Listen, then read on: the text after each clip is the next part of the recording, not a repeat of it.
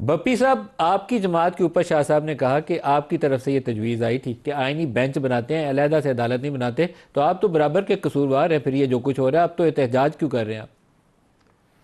आप बिस्मिल्लाहिर्रहमानिर्रहीम।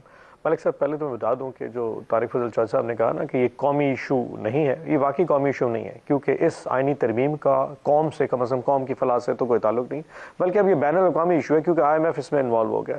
और यकीन जानिए, ये जो 26वीं आइनी तरमीम के बाद जो जुडिशरी का इस वक्त हाल है, मुख्तलिफ पोलिटिकल जमातों ने अपनी ही जमातों के लोगों को कि ये वकील हमारा है, ये वकील है, उनको एक कंसेंसस बिल्ड कर दिया और उनको वहाँ पे वोटिंग कर दी। इसकी एक एग्जांपल देता हूँ।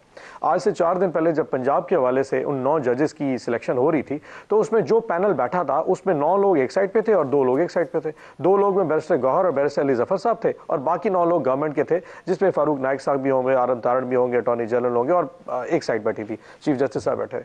जब उन 9 लोगों को पेश किया गया तो 9 एक साइड के लोग बैठे थे, उन्होंने सबके ऊपर एग्री किया। इसका मतलब क्या है? इसका मतलब है कि आज से हफ्ता 10-15 दिन पहले एक कंसेंसस बिल्ड किया गया। जब एक का नाम पेश किया तो वो 9 के 9 उसके ऊपर हाँ करते थे। एक डिसेंटिंग वोट किसकी तरह, यानी कि अगर फारूक नाइक साहब ने बंदे का नाम लिया तो आज़म तारण का जबरदस्त, वो सारे काबिल एहतराम जज हैं, उनको मैं नहीं इस तरह चाहूँगा कि उनको टैग करें हम। वो सारे हमारे काबिल एहतराम है, इज्जतदार लोग हैं और इंसाफ करेंगे। मुझे तो उस तरीकाकार के ऊपर इतराज़ है जहाँ सियासी लोग बैठ के ये फैसले करें कि ये करना और ये नहीं करना। मुझे जी मैं आपको बता, मुझे प्रोसेस के ऊपर एतराज़ है, मुझे क्रेडिबिलिटी पे एतराज़ नहीं है।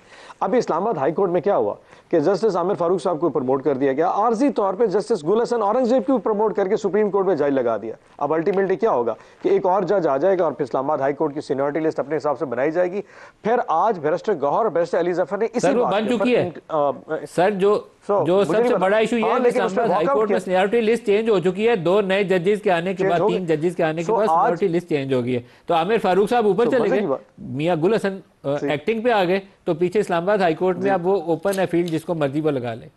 नहीं, वो जस्टिस सरफराज डोगर साहब वहाँ तशरीफ ला, जो मोस्ट लाइकली वहाँ पे प्रमोट हो जाएंगे, जो मुल्तान से जैसे लेंगे। लेकिन हैविंग सेड दैट, आज जस्टिस मुनीब और जस्टिस मंसूर अली शाह ने और बैरिस्टर अली जफर, बैरिस्टर गौहर ने, इन 4 लोगों ने इसी सीनियरिटी लिस्ट से वॉकआउट किया। आप थोड़ा टाइम दें, लेकिन क्योंकि पूरी 26वीं आइनी तरीम सिर्फ एक प्रोसेस के लिए बनाई गई थी कि कैसा ऐसा एक फुल कोर्ट बनाया जाए, क्योंकि खान साहब के कोर्स कॉन्स्टिट्यूशनल कोर्ट में जाने, अल्टीमेटली हर चीज का फैसला फुल कोर्ट में जाके होना है। सो पूरा प्रोसेस 26वीं आइनी तरमीम का कि आज इस प्रोसेस पे खड़ा हो गया जिसमें कोई एतराज नहीं कर सकेगा। मैं तो हैरान हूं कि जिस तरह की जजेस की सिलेक्शन हुई है, ये इतराज़ात जो बप्पी साहब ने उठाए हैं, ये बहुत से वकील भी यही इतराज उठा रहे हैं।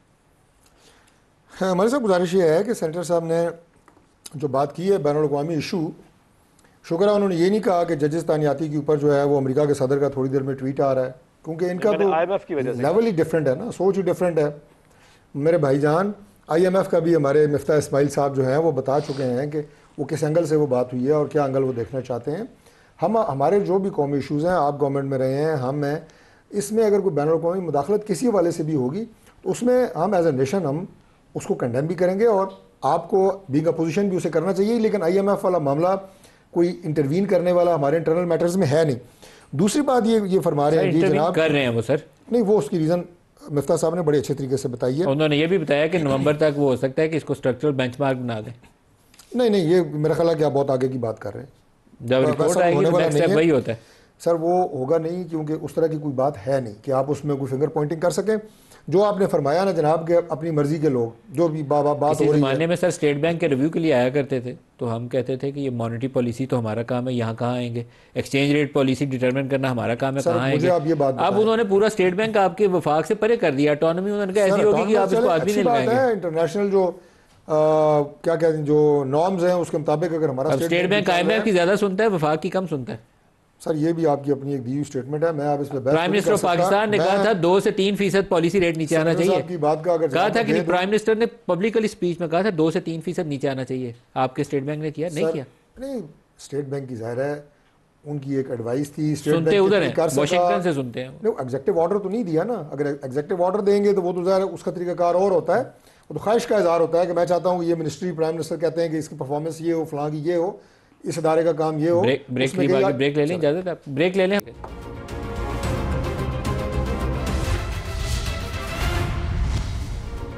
प्रोग्राम में दोबारा खुशामदीद कहते हैं। तालवा तारड़ साहब ने अभी एक अपडेट शेयर किया है। वो कहते हैं कि रिमिटेंसेज जो हैं जनवरी के महीने में उसमें 25% इजाफा हुआ है।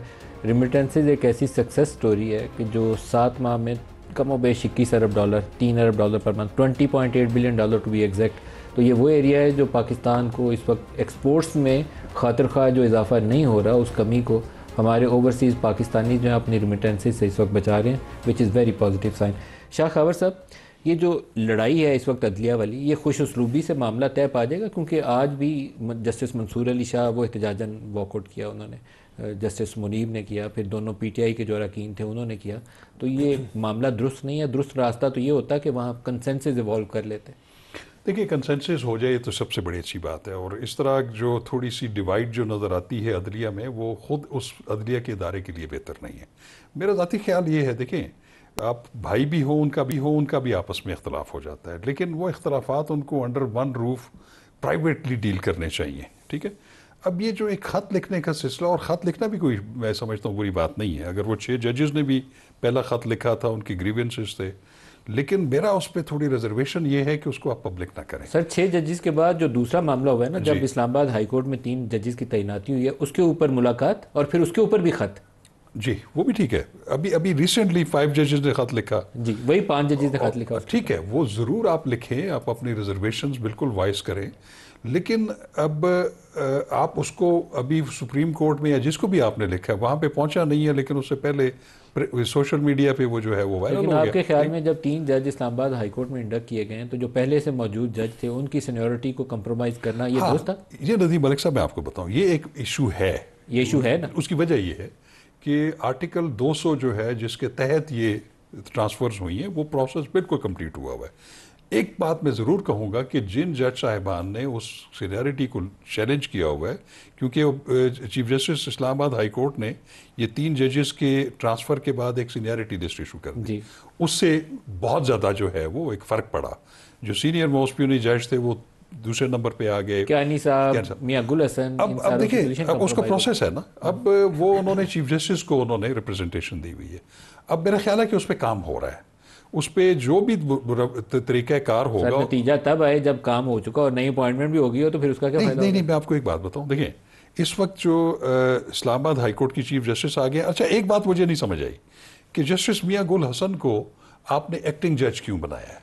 एक्टिंग जज जो होता है वो अगेंस्ट वेकेंट पोस्ट होता है कि फॉर द टाइम बीइंग। तो आप जब एक प्रोसेस शुरू किया हुआ है, आपने परमानेंट जजेस बना रहे हैं, तो मुझे उसकी समझ नहीं आ रही कि उनको क्यों। गुल हसन अगर ये चाहें कि मैं नहीं जाता है, नहीं, उनकी चॉइस नहीं है, क्योंकि वो प्रेसिडेंट का इख्तियार है, होता वो टेम्परेरी है। लेकिन एक चीज बड़ी इंपॉर्टेंट है, तो दो काम एक चीज इंपॉर्टेंट ये है तो निकल गए ना, कि अब उधर वहां पे किसी को, जब तक चीफ जस्टिस अपॉइंट नहीं होते, वहां पे किसी को एक्टिंग चीफ जस्टिस बनाना है। वो भी प्रेसिडेंट का प्रीरोगेटिव है कि वो अमंग्स्ट द अदर जजेस, अगर chief justice of the high court का पोस्ट वैकेंट है या किसी वजह से, तो फिर एक्टिंग लगा के तो उनके साथ तो हाथ हो गया ना सर, वो तो उधर से चीफ जस्टिस हो सकता है, लग जाते। लेकिन बहरहाल ये है कि उनकी जो सीनियरिटी का इशू है वो बिल्कुल, चाहे वो जुडिशरी की एग्जीक्यूटिव साइड पे हो या जुडिशल साइड पे हो, उसका वो डिसाइड होना बहुत ज़रूरी है। बिल्कुल।